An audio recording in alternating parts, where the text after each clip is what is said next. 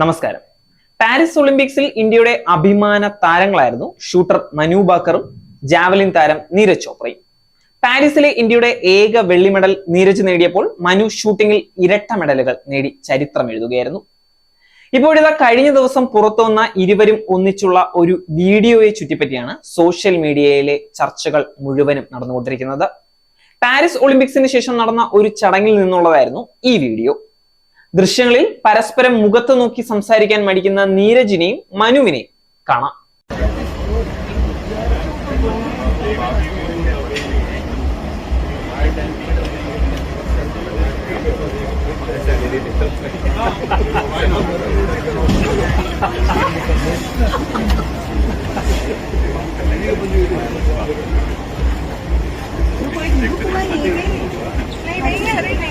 ഇതോടൊപ്പം തന്നെ മനു ഭാക്കറിന്റെ അമ്മ നീരജിനോട് സംസാരിക്കുന്നതിന്റെയും താരത്തിന്റെ കൈയെടുത്ത് തലയിൽ വെക്കുന്നതിന്റെയും ദൃശ്യങ്ങൾ പുറത്തു വന്നിരുന്നു.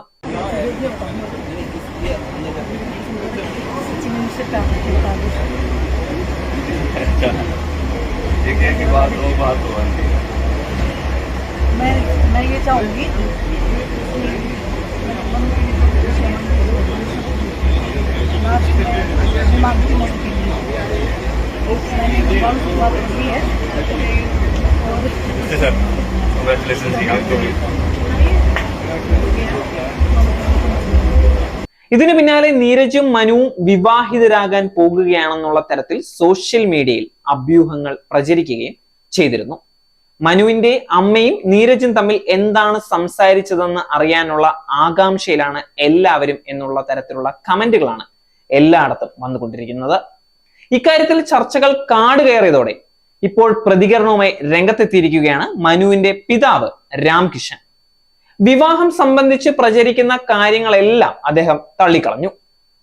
അദ്ദേഹത്തിന്റെ വാക്കുകൾ ഇങ്ങനെയാണ്: മനു വളരെ ചെറുപ്പമാണ്, അവൾക്ക് വിവാഹപ്രായം പോലുമായിട്ടില്ല, അതിനെക്കുറിച്ചൊന്നും ഇപ്പോൾ ചിന്തിക്കുന്ന പോലുമില്ല. മനുവിന്റെ അമ്മ നീരജിനെ തന്റെ മകനെ പോലെയാണ് കാണുന്നത്.